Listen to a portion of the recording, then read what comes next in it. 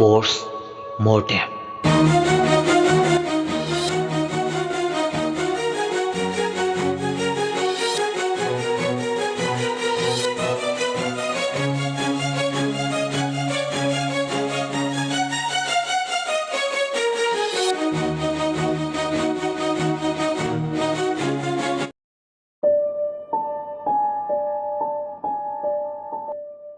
असुमना अहिंग अदो हौख्रे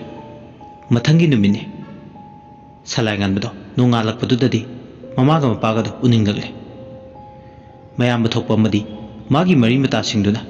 मागी ओइरबा कंडीशन अदुदा अरुत्पा ओइना थंबदि यादबनिना माग हौजिक्ति मयाम थोकपदुगी मचिंदगी थौदोकपुंबा तारे मागी ओइरबा कंडीशन अमदि ममाना एक्सीडेंट थोक्तुना हॉस्पिटल लाइकतनदुना लैरिबदुगी मरमदा ममा एक्सीडेंट थोकले ताबदा महाक अमुसु पुंगनिंग नुसिबा फावे सोक्तुना लाइकतनदुना लैरिबा ममागी नाक्ता महाक हौजिंगमा खुदक अदुदा चटनिंगबा फावरमे अंगांग मचा अमगुम ममागी मनाक्ता चटके हादुना महाक निंगाय तौरकले अदुबु ओइरिबा मागी फिबम मदुदा मागी मयाम अमदि मरी मता सिंथोकपदुना महाकपु थिमजिनबिरे मागी पुंगनिंग फाथबिरे कैसु थोइदोकपा का हेन्ना सोकपा नते हाइदुना सलायंगनबा मसादो नी खरा ताई मपादा कॉल तौई अदुगा ममा मचा मखोई हुमदो पाव फोंगनरे पाव हेक फोंगनबगा मसादो नी हेक तारे फोनदा नायक वारी साने सलायंगनबना इमा नंग कैसु तौद्रबो रेजिनाना खुमे तौदिये इमागी बुंगो याम का हेना सोकपा नते इमा नंग लाओ नंग उदबसे वाई इमा ने नोंग निसिगी मनुंगदा सोइतना लाकनी सलायंगनबा ममागा वारी सानबदुददि अंगांग मचा अमना तौगदबा मौंग मतौदु तौरे चारोक सांगलकलसु मचा ओइबु खुदिंगबा ममा मपा ओइबसिंगी मफमददि अंगांग मचा अमगुम लोइना ओइनजे अदुननी सलायंगनबा ngayak mamada angang macha amagum nauthi sariba mapana mu phone haide salai ipagi bungo thoina wanu se nama kaisu tawdi nong nini sida ekhoi soidan halaklani adugi saruk na sado phagana bakana honaram hoi pabung asumna mapa macha makhoi humdo wari sanarba matung salanganba mahak masado khara ne hektai numitu ge ayukto charang khoirangna budi phare makhoigi mani mandon singduna mabuni thini yengchile salanganba masado sondam nadamle mana saba yaba kaino mani singduna kan honari thong taktuna honari champut kara mahak chari aduga doctor na prescribe torokpa hidak to charaba matung mahak magi kaduda changlaga pothare phamung duda hiptuna leiri mahak masado handakse nahange ge manadaba samin kyama phanggodong na su tawi kaihana chatlagasu imungi kamate khara chatpadasu masado sondam nadam badong amadi makokto ngauphing tawduna le kokto mon amada nga tharga hipoi lakpoi mamit ani do usinduna le hira ka chasillubuga kaino khangde man chari hidak tuna masado tumningba ma ifaw phawe masado inam nam badong hekta tawre mamit ani do yen ana badong uirum hek tawradana mamit ani do tapna lauthore chorakna ayuki pung 12 khare helak padaidane mamit tuda mahak nahan gi hospital gi block amambaduda thokiba thokdok singdo mathang manaw naine uba horakle mahak masado mamit tu shille tumbra habesu mapung phana tumbadi nate magi hongnabi mang machet taibung machet amada tonganba taibung palamada mahak iroina duna satpa horakle mahak mamit tuda mahak masase hostel gi amamba marakta chatpa horakle asumna chatpa horakpada magi mangda nurse nupi ma mamaido ingna ing sabugum saduna leibudu ure nurse nupidna makutta thang ma pai salangan bu yengduna le haujikti nurse nupiduna mongonda thang thilagai bagi matagu magi manakta changle nurse nupiduna akiba saklol amada salangan mana leptuna leiba mapadu tamna khongadu tamna thangjinba horakpada salanganba lepambadagi khongkapto khaji handoi mag masa ngakthoknaba akoibiduda kari tari haiduna koyeng yengi manak adaida oxygen cylinder amanba ma taribidu ure madu khangawdana khungatlaga mabu thanga thindugi manak tamna changsilaiba nurse nupidu tamna langi adumna cylinder du langbada nurse nupidu makok mapadu da pale adumna panbaga nurse nupidu laimai da ture adubu makutta pariba thang adu laimai da pop launa tare tariba thang adu salanganba kari wakaldagi nu khangde tap launa paikhatlaga nurse nupidu ngaksam mapadu da hanjin hanjin thang adu na thille machinda tapna sole nang si khangbra karigino nangna aigi thawai laugena hanjin han honariba nangna aigi thawai bu laudringai aina nangi thawai oina laurage farini si oiradi asi harga salanganba makutta pariba thang aduna hanjin hanjin chok haidun thille asumna thang aduna hanjin hanjin thinbada nurse nupidugi ngaksam mapadudagi I mayam pere kapadongda kapthore kapthorokliba iduna hojikti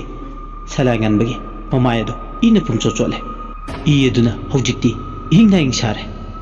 ingang paktaknare imu pamphenare ina irei ipomnaire makhuchu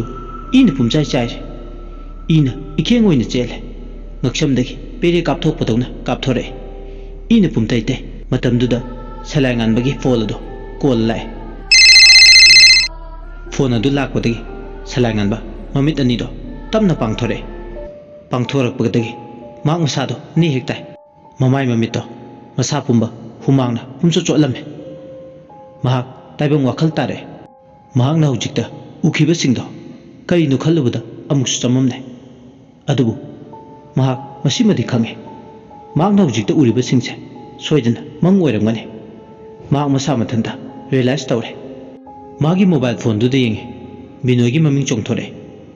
karigumba Binoy gi call se laklamdrabadi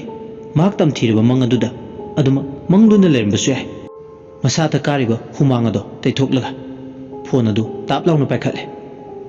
Binoy ga makhoi awai khum tongnare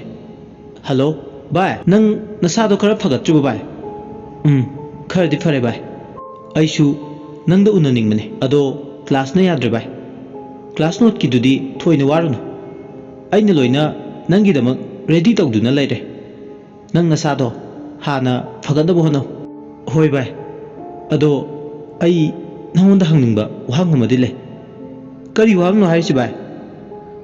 matau karamna aise yumda leimino sini sumdawbane numito nongalakpada nangi rumdo sebak phaktuna leime aige polsalga class ki hobo changlakpada adubu nangdi leiramde kadai chatkhirbuno haiduna nangbu koitithi adubu nangdi thiba subang phangkhide kaidobu yarbado khanmada khanfam khangde warden na inform tawru matung nang phangnaba akhoi myam chatle akhoi myam changduna nangbu phangnaba koitithi adubu last nangdi wakhal tadana nakokto soktuna hostel gi mi changnadaba block amada taduna leirame salanganba masado ningnik lawe wari tu targa mak tuminale makna yam taning lame Binoyna makha tare mayam changduna nangbu thangduna pure aduga khudak aduda na hospitalize tawre aduga nakhoi gi parents ta ju inform tawre wari haibu sidi adubu aina yam ngaklidi nangna misu changnadraba restricted area aduda kamai torga lerimno sini masimuk angak pani shude ngonda Binoy gi wado tarba matu salanganba mana ukhiba thengnakiba thawdoksingdugi matangda khara samlamna lire khutta thang paibi nurse dugi wadu tabda angakoma phawe anidu ngayak wari sanarba matu phone adu thamle somdana kamdawre numisigi ayuk maktada thadogimda imungduda isau langnare mama amadi maniena porok sole imung aduda thadoi onchilaga mani adu naide khudi makse nangna thonba icheni naw ani khakta lainaba marise ibem haujikti nangna maram oiraga tatledana nang peloko nungairo haisine aina ine ai kari lan khrage yare kapsinnaraga ne minuksi chawbi sarna ai ki raldo kari nu haibi ne ai khoina haina singnaba ibo choboda nangna hana leramladi si thokadra nangna nata senda nabi oibana napagi punchi khangu takta nangna loishin khibane ine चाउरब बदनामदो अइंगोंद सिबिगनु Hare Hare कयादा तौंगमिनोसे इस हाइबिरेदको इबोचौबना सेन मयाम अमा पुथोक्तुना मपाल लमगी हॉस्पिटलदा लायेंबिगे हाइदुना हाइरकपदुदा हराव हराव नंगना यारमलदी सी थोकद्रो माने नंग हातपने अइगी इनाउपाबु नंग हातपने नंगदिने सा ngaदगिसु हेना तोनबने थादोय मनीन हाइबो वातो ताबदा ताहैब ngamdraduna mana konglu menduna hingningna kablakle ine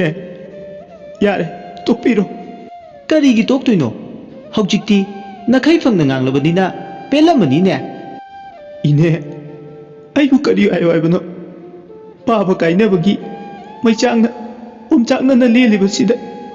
anobu michakamu pibiganu khara kapsil lauksinaraga napa nuksiba saba yaro हिंचा याइतंबिगी पुक्चेल चेनबी नंगुमनसु अइगी नाउ सिख्रबदो अमुगना अहिंग बोइना हलक्तुना इमांगसिदा लेपा याखिद्रो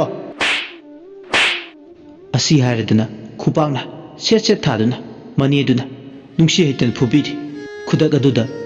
ममातोंदो कमना कमना चंगले नुंगाइरे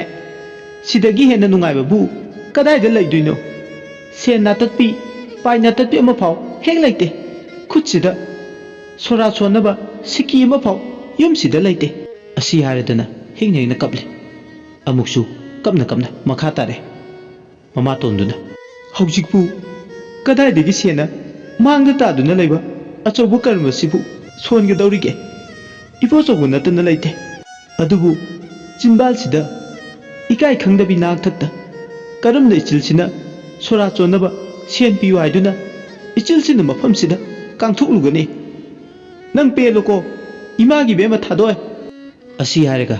ममातोंदुना मु चंगसिललगा थादोइबु तपताना फुबीरे मनी अमदी ममातोन चंगदुना चैबगा फुबगदा पुंलोय हेगलोय थादोइगी मसादो ममातोन अमदी मनी दुगी पुबा थांगबा ngamdraba मिचैदुदा मा ओना थोइना खांगले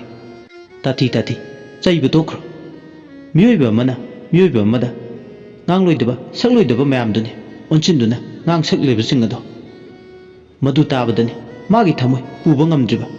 ngangmandana mak masa mathanda hantana khanjaba amade maral kaya siba uragle karigumba aina makhoina haiba nupa sida thajayonjaba sida yaramlabadi aigi pagi punsi aina soidana kalamgadra aina macha ama oina mama ampan haiba wa indabadagi पाबगी पुंसिना खांगु थक्ता लोइखिबरा आई हौजि कैदौनी आई कदाइदगी से लौरुनी पाबगी मथौ मुंगम कमाइना पांथोकनी असि खल्लुबदा मा थमोइ पुबा ngamdre मल्लबा युमदुगी मांगोल उखोक्तेनदुदा नाथरदुना मसादु तासिना थादोय हिंगहिंगना कपले मपाबु कौरदुना मनेगा ममातोंदुसु ngang ngamlага हौनदुना थोंगालुमदा थोकले मनेगा ममातोनगदो सेंजाव पाइबा इबोचौगोगी युमदु तमना गम गम मखोंगदु थांगदुना लाए इबोचौगदो मांगोंदा थारिबा सोफादुदा फमदुना ले लैमबदी सनारे मांगोन तमना कारे थादोइगी मने लैममदी ममातोन सनारे लाको उबदा हराव हराव तराम तौरे फमवाइदुन हाइरमे लैमना इबुंगो ननेसे इकाई इकाइना माइसे करमना नफमदा उलुगदोइनो खन्ना खन्ना लाकपदा नंगी ननाक्ता योक्सिनखिबा खंगौदे अदो इनेन हाइरिसे हौखिबा बुंबा काउथोकनरसे हौखिबा थौदोक्तो अखोइसु मिने तंबदगी खंगबने डॉक्टर सोइनाउदुगा अखोइगी थादोइगी मरक्ता मरी अमा फाउ लैनदे चुमना इचम चमना खंगनबा खक्तने मदुगी थौदोक्तो तासेंगना खंगौदबने कोंथंगदा खंगकपने इबोचौ लैमगी वादु ताबदा नोंमी नोंमीरेदना हाइरे कैसु कायदेदा अदुगीबुदी हौखिबा थोख्रिबा थौदोक्तुगी अइ हौजिक करिसु काहेना खंजंद्रे इयागी वासि तारगा इनेगी थमोइसे पुयांग हे यांगे तौरिसे अदो इनेना लाक्लिबसे हेक्ता इंगोंदा चिंगनदन हाइबियुने सोरा सोनबा सिकी अमा फाउ लैते पाइ नातत्पि अमा फाउ लैते अदुना इबुंगोना नुसिबिरबदी सेन खरा ꯏꯅꯦꯅ ꯍꯥꯏꯔꯒ ꯀꯔꯤꯒꯤ ꯃꯇꯦꯡ ꯄꯥꯡꯂꯣꯏ ꯑꯩꯅ ꯄꯤꯔꯒ ꯂꯣꯏꯔꯦ ꯁꯣꯔꯥꯠꯇ ꯆꯪꯒꯗꯕ ꯁꯦꯟꯐꯝꯁꯤꯡꯗꯣ ꯑꯩ ꯂꯣꯏꯅ ꯄꯨꯊꯣꯛꯆꯔꯒꯦ ꯏꯅꯦ ꯍꯣꯏ ꯉꯥꯏꯍꯥꯛꯇ ꯐꯝꯕꯤꯔꯝꯃꯨ ꯑꯩ ꯃꯅꯨꯡꯗꯒꯤ ꯁꯦꯜ ꯂꯧꯊꯣꯛꯆꯔꯨꯒꯦ ꯑꯁꯤ ꯍꯥꯏꯔꯝꯂꯒ ꯏꯕꯣꯆꯧꯕ ꯏꯃꯨꯡꯗ ꯆꯪꯈꯤ ꯏꯕꯣꯆꯧꯕꯅ ꯏꯃꯨꯡꯗ ꯍꯦꯛ ꯆꯪꯈꯤꯕꯒ ꯁꯅꯥꯔꯩꯒ ꯂꯩꯃꯒꯗ ꯈꯨꯖꯤꯟ ꯆꯤꯛꯅꯩ ꯃꯨꯔꯨꯝ ꯃꯨꯔꯨꯝ ꯁꯣꯟꯅꯩ ꯑꯩꯅ ꯍꯥꯏꯗ꯭ꯔꯥ ꯌꯥꯅꯤ ꯍꯥꯏꯗꯅ ꯏꯆꯦ ꯑꯩꯗꯤ ꯃꯃꯤ ꯎꯔꯨꯗ꯭ꯔꯕꯅꯤ ꯍꯩ ꯅꯪꯕꯨ ꯄꯪꯒꯅꯨꯅꯦ ꯅꯆꯥꯅꯨꯄꯤ ꯊꯥꯗꯣꯏ ꯂꯩꯔꯤ ꯀꯔꯤ ꯍꯥꯏꯔꯨꯅꯤ ꯏꯕꯣꯆꯧꯕꯅ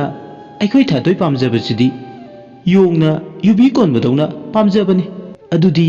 ꯃꯤꯒꯤ ꯃꯔꯜꯁꯨ ꯂꯧꯗ꯭ꯔꯕꯅꯤꯅ ꯍꯥꯟꯅ ꯍꯥꯏꯅꯈꯤꯕꯗꯣ ꯑꯗꯨꯗ ꯂꯦꯞꯄꯁꯤ ꯊꯥꯗꯣꯏꯁꯦ ꯊꯥꯗꯣꯛꯂꯝꯃꯁꯤ ꯍꯣꯏꯅꯦ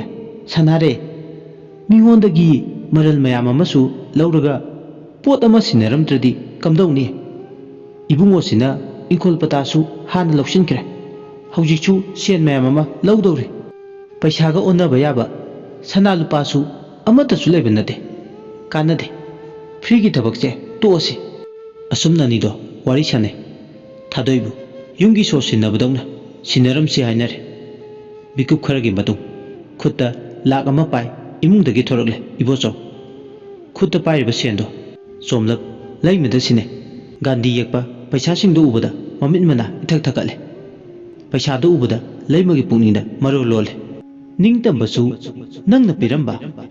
ꯑꯗꯨꯒ ꯅꯪꯅꯁꯨ ꯄꯨꯟꯁꯤꯕꯨ ꯃꯔꯦꯛ ꯃꯥꯎ ꯊꯣꯛꯅ ꯍꯤꯡꯍꯟꯕ 2 ꯑꯣꯛꯇꯣꯕꯔꯗ ꯅꯠꯇꯦ ꯅꯨꯡꯇꯤꯒꯤ ꯒꯥꯟꯙꯤ ꯖꯌꯟꯇꯤ ꯇꯧꯕ ꯌꯥꯏ ꯖꯥꯇꯤꯒꯤ ꯃꯄꯥ ꯅꯪꯇꯅꯤ ꯅꯪꯒꯤ ꯇꯧ ꯉꯝꯕ ꯁꯛꯇꯤ ꯄꯩꯁꯥꯗ ꯅꯪꯅ ꯃꯣꯃꯣꯟ ꯅꯣꯛꯂꯒ ꯂꯩꯕꯗꯣ ꯑꯣꯟꯊꯣꯛꯅ ꯄꯛꯆꯈ꯭ꯔꯦ ꯑꯁꯤ ꯍꯥꯏꯔꯒ ꯃꯊꯟꯇ ꯄꯨꯛꯅꯤꯡꯗ ꯃꯣꯃꯣꯟ ꯅꯣꯛꯏ ꯅꯣꯛꯂꯨꯔꯒ ꯑꯃꯨꯛ ꯏꯕꯣꯆꯧꯕꯗ ꯌꯦꯡꯅ ꯍꯥꯏꯔꯛꯏ ꯏꯕꯨꯡꯉꯣ ꯅꯪꯇꯅꯤ ꯂꯩꯕꯥꯛ ꯃꯆꯥ ꯇꯥꯕ ꯌꯦꯡꯉꯣꯏ ꯉꯁꯤ ꯏꯅꯦꯅ ꯂꯥꯛꯂꯤꯕꯁꯦ ꯋꯥꯐꯝ ꯑꯃꯁꯨ ꯍꯧꯗꯣꯛꯂꯝꯂꯒꯦ ꯈꯟꯕꯅꯤ ꯀꯔꯝꯕ ꯋꯥꯐꯝꯅꯣ ꯍꯥꯏꯁꯤ ꯏꯅꯦ ꯑꯩꯈꯣꯏ ꯊꯥꯗꯣꯏꯁꯦ ꯅꯐꯝꯗ ꯊꯥꯖꯔꯕꯅꯤ ꯃꯄꯥꯒꯤ ꯃꯊꯧ ꯃꯉꯝ ꯂꯣꯏꯔꯛꯄꯒꯤ ꯊꯥ ꯐꯥꯔꯛꯄꯗ ꯅꯪꯒꯤꯗ ꯅꯁꯥꯏꯀꯣꯟꯗ ꯄꯨꯁꯤꯟꯖꯔꯣ ꯏꯕꯣꯆꯧ ꯏꯀꯥꯏꯕꯅ ꯃꯃꯥꯏ ꯃꯤꯠ ꯉꯥꯡꯁꯛ ꯉꯥꯡꯉꯤ ꯊꯃꯣꯏꯗ ꯍꯥꯏꯅꯤꯡꯕ ꯋꯥꯍꯩ ꯃꯌꯥꯝ ꯑꯃ ꯂꯩꯃꯅ ꯍꯥꯏꯗꯣꯔꯛꯄꯁꯤꯗ ꯃꯍꯥꯛ ꯃꯁꯥꯁꯨ ꯍꯔꯥꯎꯒꯨꯝ ꯇꯧꯏ ꯂꯤꯗ ꯂꯤꯁꯜꯂꯛꯄꯒꯤꯔ ꯈꯪꯗꯦ ꯏꯀꯥꯏ ꯈꯪꯗꯕꯅ ꯄꯨꯛ ꯊꯜꯂꯤ ꯃꯇꯥꯒꯨꯝ ꯃꯁꯥꯗꯨ ꯈꯣꯏꯔꯥꯡꯗꯨꯅ ꯂꯩ ꯏꯕꯣꯆꯧꯗꯨ ꯍꯔꯥꯎꯕꯅ ꯃꯁꯥꯗꯣ ꯈꯝ ꯊꯦꯡꯉꯤ ꯊꯥꯗꯣꯏꯕꯨ ꯃꯉꯣꯟꯗ ꯁꯤꯟꯅꯔꯦ ꯇꯥꯕꯗ ꯂꯩꯃꯅ ꯑꯃꯨꯛ ꯃꯈꯥ ꯇꯥꯔꯛꯑꯦ ꯌꯦꯡꯉꯣꯏ ꯆꯟꯗꯣꯟ ꯐꯥꯎꯕꯅꯦ ꯅꯨꯡꯗ ꯇꯛꯂ ꯇꯛꯂꯒ ꯇꯨꯝꯕꯅꯤ ꯎꯅꯕ ꯌꯥꯗꯕ ꯍꯨꯏ ꯍꯧꯗꯣꯡꯗꯨ ꯐꯥꯎ ꯄꯨꯟꯅ ꯌꯨꯝ ꯑꯃꯠꯇꯗ ꯂꯩꯃꯤꯟꯅꯔꯕꯗꯤ ꯀꯣꯟꯅꯊꯪꯗ ꯅꯨꯡꯁꯤꯅꯔꯛꯄꯅꯤ ꯏꯕꯣꯆꯧ ꯅꯣꯛꯃꯤ ꯅꯣꯛꯃꯤꯔꯗꯅ ꯏꯅꯦ ꯍꯣꯏꯅ ꯅꯨꯡꯁꯤꯕꯤꯕꯒꯤ ꯄꯪꯇꯥꯛ ꯇꯥꯛꯄꯤꯔꯦ ꯑꯁꯤ ꯍꯥꯏꯔꯒ ꯃꯊꯃꯣꯏꯗꯗꯤ ꯊꯥꯗꯣꯏ ꯃꯥꯒꯤ ꯑꯣꯏꯕ ꯐꯪꯂꯅꯤ ꯈꯨꯠ ꯆꯜꯂꯒꯅꯤ ꯈꯜꯂꯨꯕꯗ ꯍꯔꯥꯎꯕꯅ ꯈꯝ ꯊꯦꯡꯉꯤ ꯂꯩꯃ ꯑꯃꯗꯤ ꯁꯅꯥꯔꯦ ꯉꯥꯏꯍꯥꯛ ꯐꯝꯂꯝꯂꯒ ꯋꯥ ꯃꯈꯥ ꯇꯥꯗꯅ ꯄꯩꯁꯥꯗꯨ ꯄꯥꯏꯔꯒ ꯏꯕꯣꯆꯧꯕ ꯍꯣꯏꯒꯤ ꯊꯣꯡꯒꯥꯟꯗꯒꯤ ꯊꯣꯛꯂꯛꯂꯦ ꯑꯅꯤꯗꯨ ꯊꯣꯡꯒꯥꯟꯗ ꯍꯦꯛ ꯀꯥꯟꯊꯣꯛꯈꯤꯕꯒ ꯏꯕꯣꯆꯧꯕ ꯃꯆꯤꯟꯗ ꯇꯞꯅ ꯁꯣꯜꯂꯦ ꯃꯅꯦꯒ ꯃꯃꯥꯇꯣꯟꯁꯤꯅꯁꯨ ꯌꯥꯔꯕ ꯑꯣ ꯍꯥꯏꯕ ꯏꯟꯗꯕꯤ ꯊꯥꯗꯣꯏ ꯎꯔꯤꯛ ꯅꯥꯄꯪꯕꯤꯁꯦ ꯑꯩꯒꯤ ꯈꯨꯠꯇ ꯍꯧꯖꯤꯛꯇꯤ ꯇꯥꯗꯧꯔꯕꯀꯣ ꯄꯦꯟꯖꯩ ꯑꯩꯒꯤ ꯊꯃꯣꯏꯁꯦ ꯁꯣꯝꯗꯅ ꯀꯝꯗꯧꯔꯤ ꯋꯥꯈꯜꯅ ꯐꯨꯃꯨꯡꯅꯔꯕꯤ ꯊꯥꯗꯣꯏ ꯋꯥꯈꯜꯅ ꯀꯥꯍꯜꯂꯦ ꯃꯥꯒꯤ ꯄꯨꯟꯁꯤꯕꯨ ꯂꯨꯛꯃꯥꯏꯗ ꯍꯥꯞꯇꯨꯅ ꯌꯣꯟꯕ ꯐꯤꯖꯦꯠ ꯐꯤꯒꯥꯏꯅ ꯁꯥꯕ ꯂꯥꯏꯗꯕꯤꯗꯣ ꯃꯅꯦꯒ ꯃꯃꯥꯇꯣꯟꯒ ꯃꯈꯣꯏꯒꯤ ꯃꯃꯤꯠꯇ ꯎꯔꯤ ꯉꯁꯤ ꯃꯈꯣꯏꯅ ꯆꯠꯇꯨꯅ ꯂꯦꯞꯊꯣꯛꯂꯨꯔꯤꯕ ꯋꯥꯐꯝ ꯑꯁꯦ ꯃꯍꯥꯛ ꯃꯁꯥꯗꯤ ꯈꯪꯖꯗꯦ ꯀꯞꯄꯇꯅ ꯃꯊꯧ ꯑꯣꯏ ꯃꯤꯠꯂꯨ ꯄꯤꯔꯥꯡ ꯆꯤꯡꯊꯅ ꯃꯥꯒꯤ ꯀꯥꯗꯨꯗ ꯇꯨꯃꯤꯟ ꯑꯣꯝꯆꯥꯛꯅꯅ ꯂꯦꯜꯂꯤ ꯅꯥꯀꯟ ꯑꯃꯔꯣꯝꯗꯅ ꯅꯨꯃꯤꯠꯁꯤꯃꯛꯀꯤ ꯅꯨꯃꯤꯗꯥꯡ ꯍꯣꯁꯄꯤꯇꯥꯜꯗ ꯆꯥꯎꯔꯥꯛꯅ ꯄꯨꯡ 11:30 ꯇꯥꯔꯛꯄ ꯑꯗꯨꯋꯥꯏꯗꯅꯤ ꯑꯅꯥꯕ ꯁꯪꯂꯤꯅꯤ ꯍꯥꯏꯗꯨꯅ ꯇꯨꯝꯊꯈ꯭ꯔꯦ ꯑꯗꯨꯃꯛ ꯌꯣꯏꯍꯟꯕꯗꯤ ꯅꯣꯡ ꯅꯤꯅꯤꯁꯤ ꯆꯌꯦꯠ ꯆꯠꯐꯝ ꯅꯥꯏꯕ ꯇꯨꯝꯐꯝ ꯆꯥꯐꯝ ꯃꯊꯣꯡ ꯈꯪꯗꯕꯁꯤꯗ ꯃꯍꯥꯛ ꯇꯁꯦꯡꯅ ꯋꯥꯔꯕꯅꯤ ꯑꯗꯨꯅ ꯌꯣꯏꯍꯟꯕꯗꯤ ꯇꯨꯝꯊꯈ꯭ꯔꯦ ꯐꯃꯨꯡꯗꯅ ꯔꯦꯖꯤꯅꯥꯁꯨ ꯇꯨꯝꯗꯨꯅ ꯂꯩ ꯃꯥꯒꯤ ꯃꯃꯤꯠꯇ ꯄꯨꯜꯂꯤꯕꯗꯣ ꯑꯗꯨꯃꯛ ꯂꯧꯊꯣꯛꯇ꯭ꯔꯦ ꯅꯨꯃꯤꯠ ꯁꯨꯗ꯭ꯔꯤ ꯃꯤꯠꯇ ꯄꯨꯜꯂꯤꯕꯗꯣ ꯂꯧꯊꯣꯛꯄ ꯌꯥꯈꯤꯔꯣꯏ ꯍꯥꯏꯗꯅ ꯃꯇꯝꯗꯤ ꯁꯨꯝ ꯍꯧꯖꯤꯟꯈꯤ 11:30 ꯇꯥꯔꯝꯕꯗꯒꯤ 12 ꯍꯥꯏꯔꯛꯂꯦ 12 ꯈꯔ ꯍꯦꯜꯂꯛꯄ ꯑꯗꯥꯏꯗꯅꯤ ꯃꯃꯤꯠ ꯑꯅꯤꯃꯛ ꯎꯗꯅ ꯅꯤꯡꯉꯥꯏꯗꯅ ꯇꯨꯝꯗꯨꯅ ꯂꯩꯕꯤ ꯔꯦꯖꯤꯅꯥꯗꯣ ꯃꯤꯀꯞ ꯊꯣꯛꯂꯛꯏ ꯃꯁꯥꯗꯣ ꯏꯍꯩ ꯍꯩꯅꯗꯕꯗꯧꯅ ꯐꯥꯎꯔꯛꯏ ꯀꯥꯗꯨꯒꯤ ꯃꯅꯨꯡꯗ ꯌꯥꯝ ꯅꯝꯊꯤꯕ ꯍꯤꯡꯒꯥꯏ ꯃꯅꯝ ꯅꯝꯕ ꯍꯧꯔꯛꯂꯦ ꯋꯥꯔꯤꯁꯤꯒꯤ 35 ꯁꯨꯕ ꯇꯥꯡꯀꯛ ꯃꯇꯥꯡ ꯑꯁꯤꯗ ꯂꯣꯏꯁꯤꯟꯖꯔꯦ ꯃꯌꯥꯝꯅ ꯋꯥꯔꯤꯁꯤ ꯇꯥꯕꯤꯔꯒ ꯑꯗꯣꯝꯒꯤ ꯃꯣꯠ ꯑꯗꯨ ꯀꯃꯦꯟꯗ ꯊꯝꯕꯤꯔꯝꯃꯨ ꯑꯃꯗꯤ ꯆꯦꯅꯦꯜ ꯑꯁꯤꯕꯨ ꯅꯨꯡꯁꯤꯕꯤꯗꯨꯅ ꯂꯥꯏꯛ ꯑꯃꯗꯤ ꯁꯕꯁꯀ꯭ꯔꯥꯏꯕ ꯇꯧꯕ ꯀꯥꯎꯕꯤꯒꯅꯨ ꯂꯣꯏꯁꯤꯜꯂꯛꯄꯗ ꯃꯌꯥꯝꯕꯨ ꯏꯀꯣꯛꯅꯣꯅ ꯑꯃꯨꯛ ꯍꯟꯅ ꯈꯨꯔꯨꯝꯖꯔꯤ